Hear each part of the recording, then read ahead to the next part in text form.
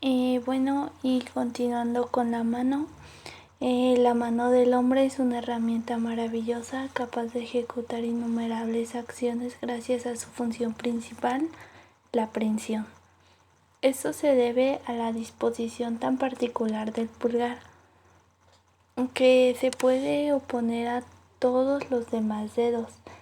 Sin la mano, nuestra visión del mundo sería plana y sin relieve. En la facultad de aprehensión de la mano del hombre le debe a su arquitectura que le permita tanto una amplia apertura como un cierre sobre sí misma o en torno a un objeto. Cuando está ampliamente abierta, como vemos en la figura número 1, la mano en visión anterior presenta su palma como número 1, continuación de la muñeca, que está marcada como el número 9 y articulada con los 5 dedos. Esta cara anterior también se denomina cara palmar. En el centro la palma está hueca, lo que le permite alojar objetos más o menos voluminosos. El hueco de la mano está bordeado lateralmente por dos eminencias o prominencias convexas. Por fuera, la más voluminosa, la eminencia tenar con el número 4, que constituye la base del pulgar, y por dentro la eminencia hipotenar con el número 7, menos prominente y en cuyo extremo distal se localiza el más pequeño de los 5 dedos, el dedo meñique, separado del dedo anular por la cuarta comisura, que está representada con el número 13. La palma de la mano está cubierta de pliegues palmares. El pliegue palmar inferior con el número 2, o también se le conoce como línea de la cabeza, es el más distal y comienza en el borde interno de la palma de la mano. El otro pliegue palmar medio, que está representado con el número 3, o también conocido como línea del corazón. Este está localizado proximalmente en relación al anterior. Se inicia en el borde externo de la palma de la mano. El pliegue palmar superior, que está representado con el número 5, también conocido como línea de la vida, es el más proximal y se sitúa por dentro de la eminencia tenar. Su oblicuidad diagonal dibuja el fondo de saco de la corredera palmar. También existe un pequeño pliegue longitudinal menos marcado. Este se localiza por dentro de la eminencia hipotenar y que se puede hacer aparecer al cerrar transversalmente la mano. Se trata del pliegue hipotenar o de la línea de la suerte, el más inconstante de los 4. En el borde interno de la eminencia hipotenar, la contracción de un pequeño músculo cutáneo, el músculo palmar corto, provoca la aparición de una pequeña hendidura, que está representado con el número 8. Los 5 dedos se reparten en 2 grupos, 4 dedos largos y uno corto, que es el pulgar. Los 4 dedos largos son de longitud desigual. El más largo está en el centro. Se trata del dedo corazón.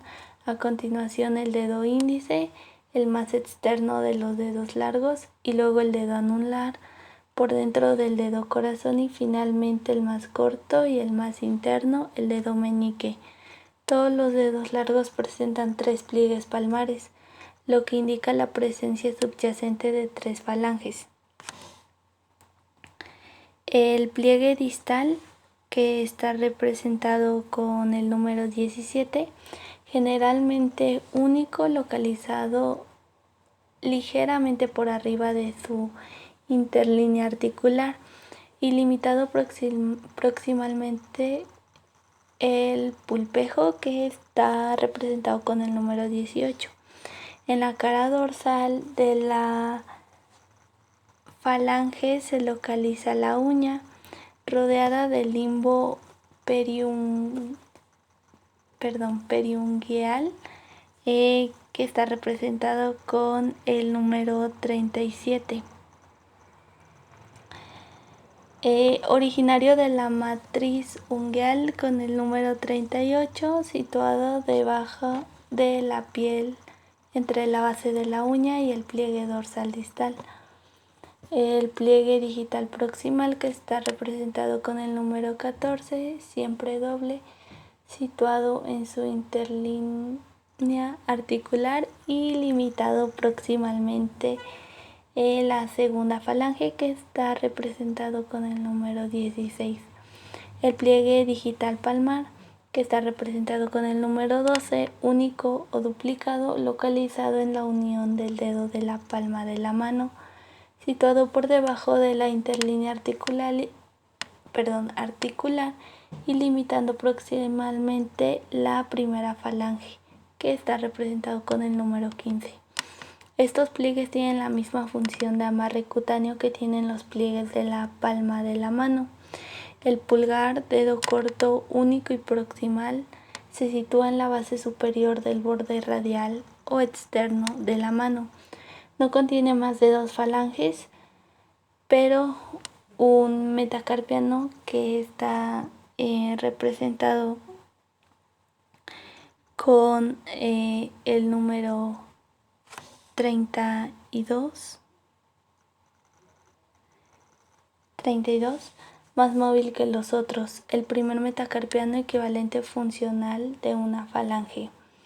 Presenta 2 pliegues palmares, el pliegue palmar distal, que está representado con el número 23, que limita proximalmente la segunda falange, que es el pulpejo del pulgar con número 22, único ligeramente por arriba de su interlínea, y el pliegue de la articulación metacarpofalángica, siempre doble y proximal en relación a su interlínea. El talón de la eminencia tenar, que está representado con el número 6, corresponde al tubérculo del escafoides. En cuanto a la arquitectura de la mano, para coger objetos la mano puede adaptar su forma. En este ejemplo, con un cristal, cuando hay una superficie plana, la mano se expande y se aplana, contactando, como aquí podemos ver en la figura número 6, con la eminencia tenar, la eminencia hipotenar, la cabeza de los metacarpianos y la cara palmar de las falanges. Solo la parte inferior externa de la palma permanece a distancia. Cuando se quiere coger un objeto voluminoso, la mano se ahueca y se forman unos arcos orientados en 3 direcciones. El primero en sentido transversal, como podemos ver aquí en la imagen, en la figura número 7, el arco carpiano, que corresponde a la concavidad del macizo carpiano, se prolonga distalmente mediante el arco metacarpiano, en el cual se alinean las cabezas metacarpianas. El eje longitudinal del conducto carpiano pasa por el semilunar, el hueso grande y el tercer metacarpiano.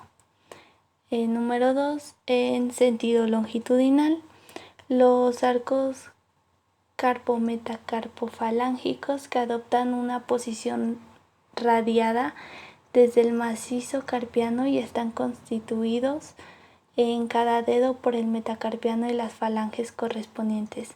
La concavidad de estos arcos se orienta hacia delante de la palma, y la clave de bóveda se localiza en la articulación metacarpofalángica.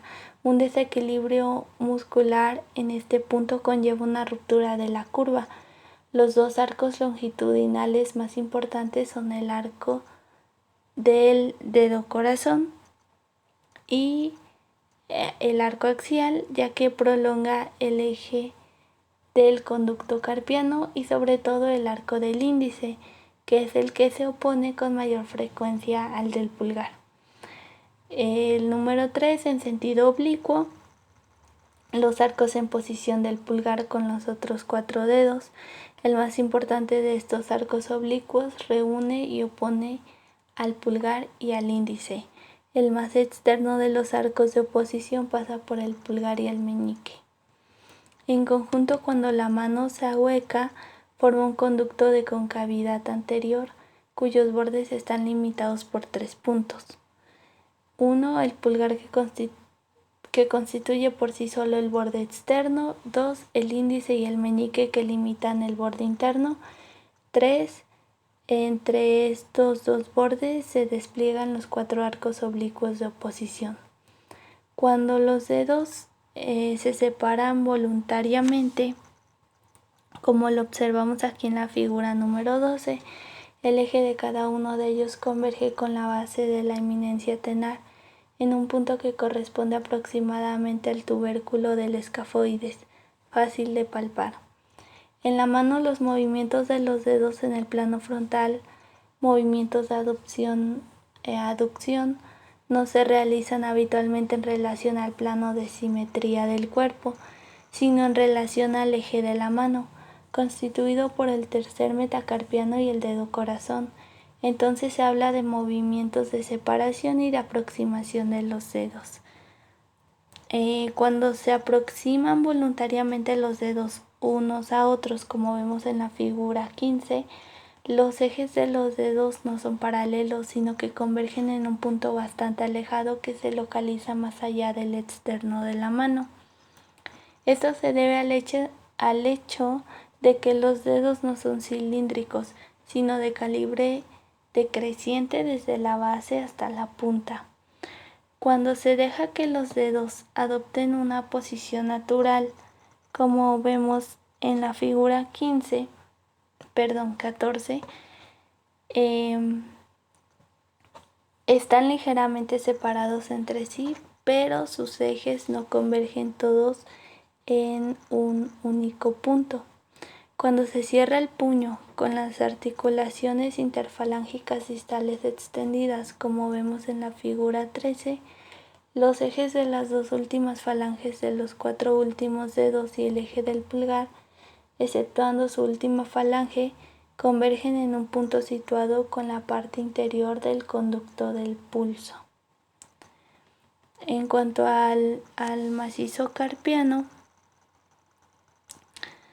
constituye un surco de concavidad anterior transformado en conducto por el ligamento anular anterior del carpo, que se extiende de borde a borde del surco. Esta disposición en forma de surco puede apreciarse con bastante claridad cuando se observa el esqueleto de la mano con la muñeca en hiperextensión, como lo vemos aquí en la figura 16. En esta posición, la dirección de la mirada se halla exactamente en el eje del conducto carpiano, cuyos bordes se pueden distinguir fácilmente. Por fuera, el tubérculo del escafoides, que está marcado con el número 1, y la cresta del trapecio con el número 2.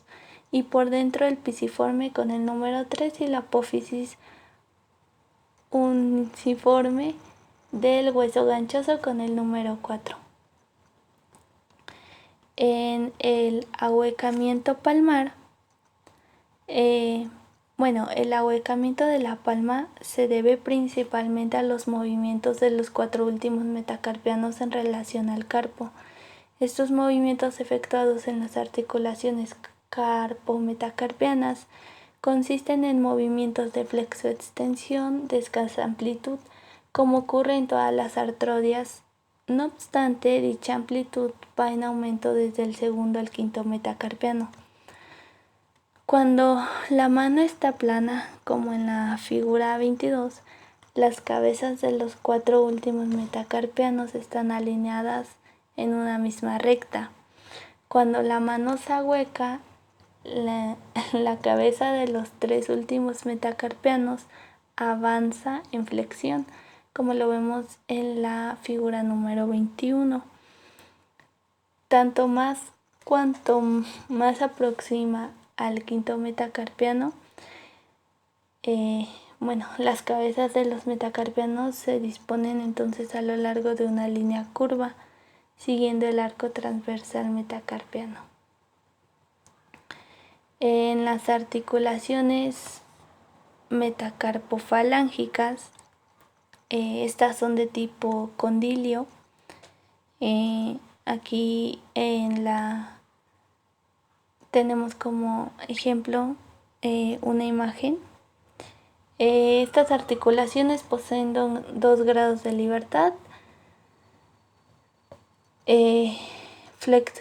Número 1, flexo-extensión en el plano sagital en torno al eje Y, Y',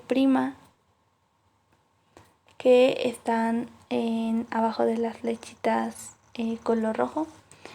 2, la inclinación lateral en el plano frontal en torno al eje anteroposterior de X, X', que están las flechitas en azul. Estas poseen dos superficies articulares. La cabeza del metacarpiano posee una superficie articular convexa en ambos sentidos y más extensa y ancha por delante y por detrás. La base de la primera falange está excavada por una superficie, la cavidad glenoidea, cóncava en ambos sentidos, de menor superficie que la cabeza del metacarpiano. Se prolonga por delante mediante una superficie de apoyo, el fibrocartílago glenoideo. Su pequeña lengüeta fibrosa inserta en el borde anterior de la base falángica con una pequeña incisura que le sirve de charnela. A cada lado de la articulación se extienden dos tipos de ligamentos colaterales. El primero, un ligamento metacarpoglenoideo, que controla los movimientos del fibrocartílago glenoideo. El otro es un ligamento lateral mostrado en un corte, aquí igual en la figura 26. Los dos ligamentos laterales mantienen las superficies articulares en contacto y limitan los movimientos. En cuanto al aparato fibroso de las articulaciones metacarpofalángicas, aquí estos ligamentos se integran en un aparato fibroso más complejo que suspende y centra los tendones extensores y flexores. En una visión en perspectiva posterior-superior y lateral de la articulación, que es esta imagen, se puede observar los diferentes tendones enfocando detrás y por delante la articulación metacarpofalángica, articulación entre el metacarpiano y la primera falange. El tendón del músculo extensor de los dedos, que está representado con el número 1, en la cara dorsal de la cápsula dirige su expansión profunda hacia la base de la primera falange donde se inserta.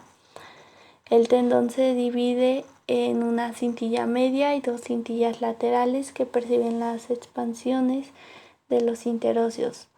Poco antes de la separación de la expansión profunda puede observarse cómo se desprenden de los bordes laterales del tendón del músculo extensor de los dedos unas cintillas sagitales, supuestamente transparentes en los dibujos, que atraviesan las caras laterales de la articulación para insertarse en el ligamento transverso intermetacarpiano, que está representado con el número 4. De este modo, el tendón extensor se mantiene en el eje sobre la superficie dorsal convexa de la cabeza metacarpiana en el transcurso de la flexión de la articulación, lo que representa una posición inestable.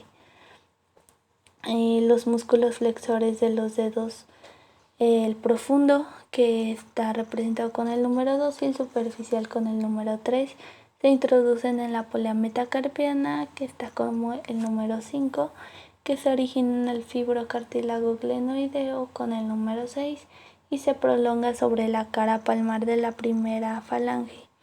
En este punto el músculo flexor superficial de los dedos se divide en sus dos cintillas antes de que el tendón del músculo flexor profundo de los dedos lo perfore, que está pues representado con el número 2.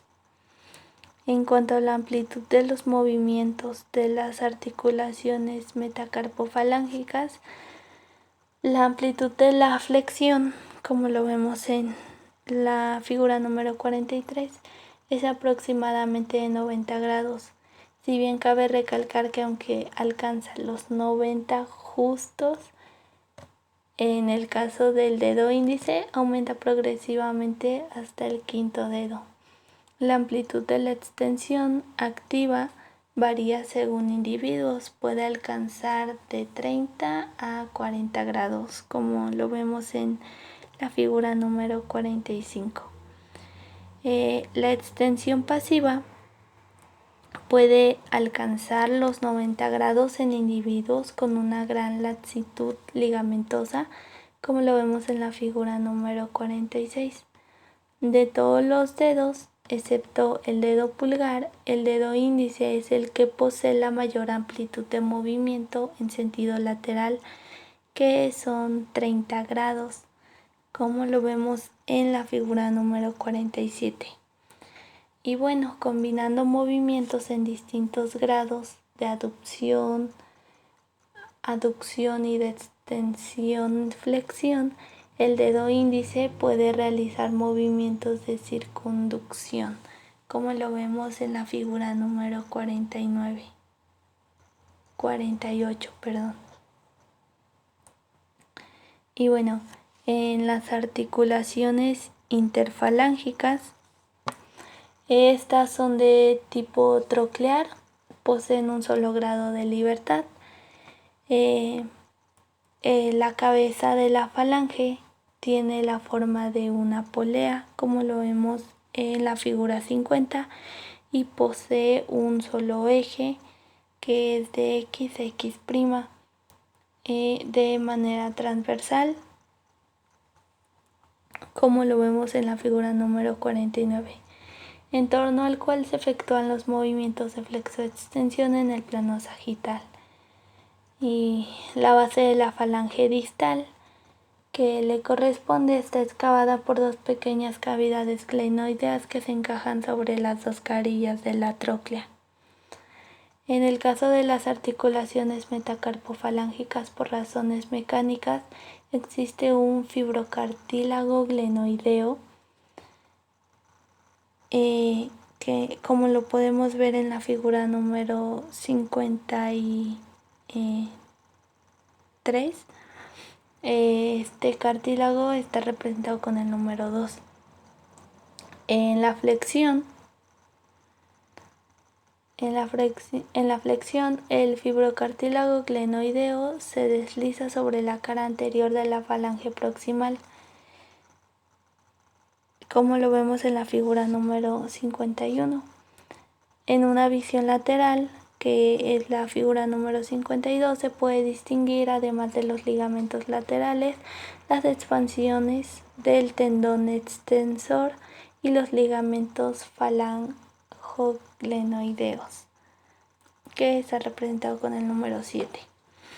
Cabe destacar que los ligamentos laterales se tensan en la flexión aún más que en el caso de las articulaciones metacarpofalángicas.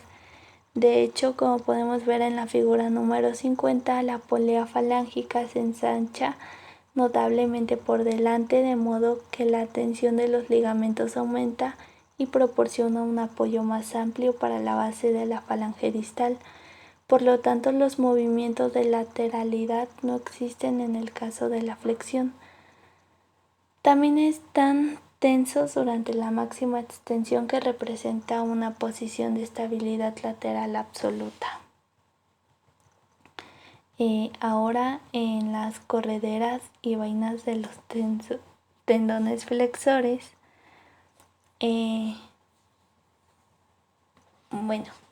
Para recorrer las porciones cóncavas de su trayecto, los tendones deben de quedar sujetos al esqueleto mediante correderas fibrosas, porque si no, la tensión provocaría que siguieran la cuerda del arco del esqueleto, de modo que sería ineficaz debido al relativo alargamiento en relación al esqueleto. La primera corredera osteofibrosa es el conducto carpiano. Los tendones flexores quedan sujetos por 3 poleas fibrosas en cada dedo, como podemos ver en la imagen. La polea A, ligeramente por encima de la cabeza metacarpiana, la polea A3 en la cara anterior de la primera falange, la polea A5 en la cara anterior de la segunda falange.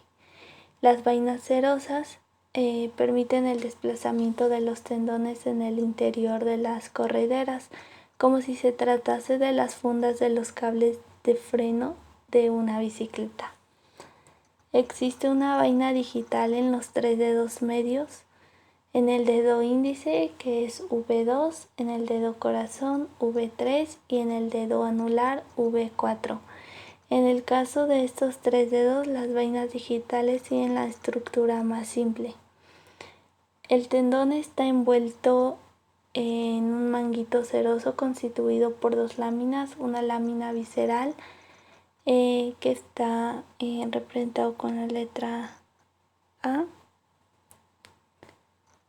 en contacto con el tendón, y una lámina parietal que está representada con la letra B, que recubre la cara profunda de la corredera osteofibrosa. Los tendones de los músculos flexores de los dedos. Estos músculos son muy potentes y también voluminosos. Se localizan en el compartimiento anterior del antebrazo. Se trata entonces de músculos extrínsecos.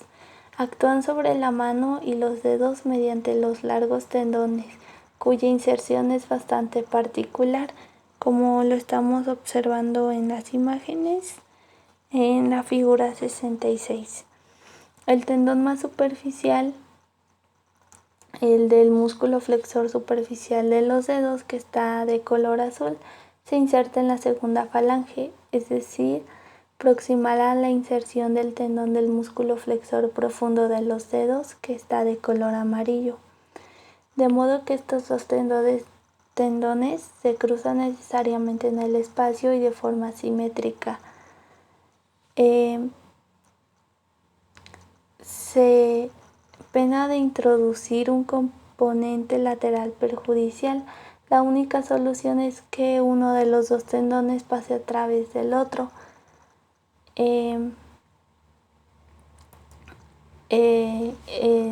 Esto se puede entender con facilidad que el profundo perfora el superficial, ya que su inserción es distal. Entonces, para que sea fácil de recordar, el profundo es el que perfora y el superficial es el que es perforado. En cuanto a los tendones de los músculos extensores de los dedos, también son músculos extrínsecos. Estos recorren las correderas, pero como su trayecto es en conjunto convexo, estas son menos numerosas. No existen más que en la muñeca, único punto donde el trayecto de los tendones se convierte en cóncavo durante la extensión. En este caso, la corredera osteofibrosa está constituida por la porción inferior de los dos huesos del antebrazo y por el retináculo extensor. Esta corredera está a su vez subdividida en 6 conductos por tabiques fibrosos que se extienden desde la cara profunda del ligamento dorsal del carpo al esqueleto. El número 1 es músculo extensor cubital del carpo, el 2 músculo extensor del dedo meñique, cuyo tendón se une más abajo del músculo extensor de los dedos, destinado también al quinto dedo. El 3 músculo extensor de los dedos, el 4 músculo extensor largo del pulgar, el 5 músculo extensor radial largo del carpo y músculo extensor radial corto del pulgar. El 6 músculo extensor corto del pulgar y del músculo abductor largo del pulgar. En estas correderas osteofibrosas, los tendones expuestos están envueltos en vainas cerosas, como podemos ver en la figura número 78, que sobrepasan por arriba del ligamento dorsal del carpo y se extienden bastante abajo sobre el dorso de la mano. Bueno, ahora pasamos al pulgar. Este ocupa una posición y desempeña una función aparte en la mano, puesto que es indispensable para realizar las pinzas pulgodigitales con cada uno de los restantes dedos, y en particular con el dedo índice, y también para la constitución de una presa de fuerza con los otros 4 dedos. Sin el pulgar, la mano pierde la mayor parte de sus posibilidades. El pulgar debe esta función eminente, por una parte, a su localización por delante tanto de la palma de la mano como de los otros dedos, como lo podemos ver en la figura 116, que esto pues le permite el movimiento de oposición. Esta se dirija hacia los otros dedos de forma aislada o global, o separarse por el movimiento de contraposición. La columna osteoarticular del pulgar, como la vemos en la figura 117, contiene 5 piezas óseas que constituyen el radio externo de la mano. Tenemos al escafoides, al trapecio, al primer metacarpiano, la primera falange y la segunda falange. Las articulaciones de la columna del pulgar son 4. La primera es la articulación trapezoescafoidea. Es una articulación de tipo artrodia que permite que el trapecio efectúe un corto desplazamiento hacia adelante sobre la carilla inferior, que se apoya sobre el tubérculo del escafoides. En este caso, se esboza un movimiento de flexión de escasa amplitud. La segunda, que es la articulación trapezometacarpiana, dotada de 2 grados de libertad. La tercera, la articulación metacarpofalángica, que posee 2 grados de libertad, y la articulación interfalángica con un único grado de libertad. En total, 5 grados de libertad necesarios y suficientes para realizar la oposición del pulgar. La articulación trapezometacarpiana se localiza en la base de la columna móvil del pulgar y desempeña un papel primordial, puesto que garantiza su orientación y participa de manera preponderante en el mecanismo de la oposición. Es una articulación de tipo ciliar. En esta articulación, las 2 superficies son de tipo ciliar, una en el trapecio y la otra en la base del primer metacarpiano. Estas no se pueden corresponder a menos de que haya una rotación de 90 grados que haga coincidir la curva convexa con la curva cóncava de la otra, y así viceversa. Estas 2 superficies poseen una doble curva invertida que recuerda la forma de una silla de montar, pero los radios de curva presentan variaciones locales, lo que hace que finalmente, cuando se superpongan, la coincidencia no sea absoluta.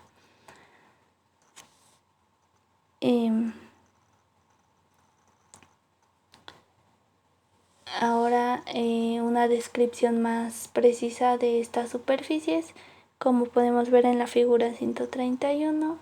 En la superficie del trapecio hay una cresta que va de los puntos CD. Es ligeramente curva.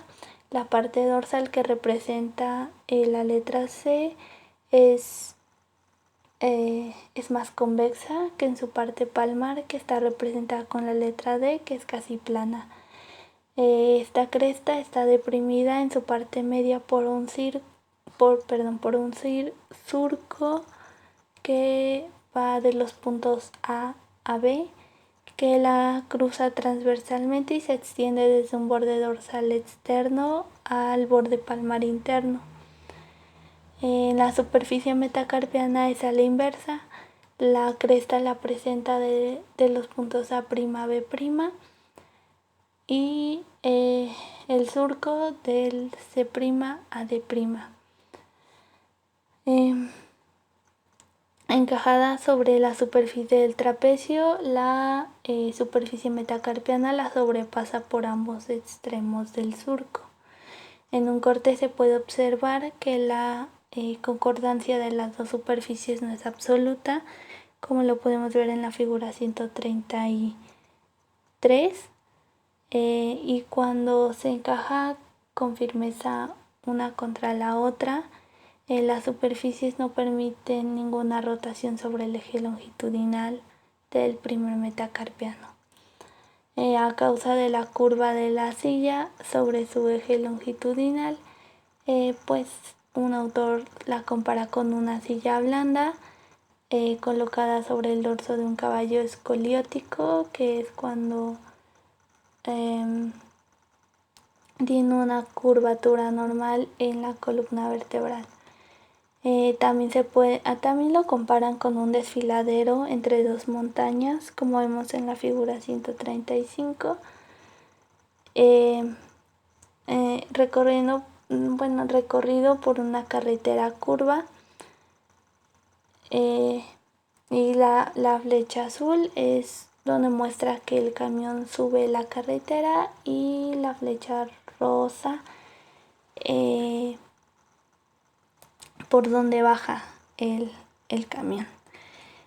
Para hacer el movimiento de oposición, el autor dice que se necesita de una rotación conjunta de las 3 charnelas del pulgar, y que pues gracias a que estas 3 articulaciones se flexionan, es porque se da la rotación del pulgar sobre su eje longitudinal, pero la articulación trapezo-metacarpiana es la reina porque es la que inicia el movimiento.